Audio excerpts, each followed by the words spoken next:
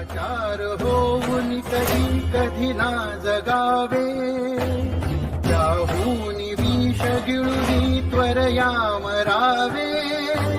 शिवसिंह सदृश बली अति स्वाभिमानी, संभाजी नाही सुखले यमयातनानी. या 15व्या श्लोकाचा अर्थ असा आहे की आपण कधीच आणि कोणत्याही परिस्थितीत कोणासमोर झुकायचं नाही, कोणाला शरण जायचं नाही.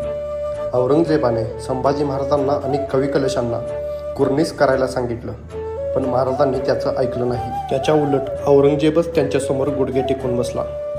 औरंगजेबाने महाराजांवरती अत्यंत अत्याचार केले, तरीही महाराज शरण गेले नाहीत. आणि ह्यातून शिवछत्रपती आणि शंभू छत्रपतींनी आपल्याला एवढीच शिकवण दिली की वेळीच मरण स्वीकारावं, पण कोणाला शरण जाणे नाही.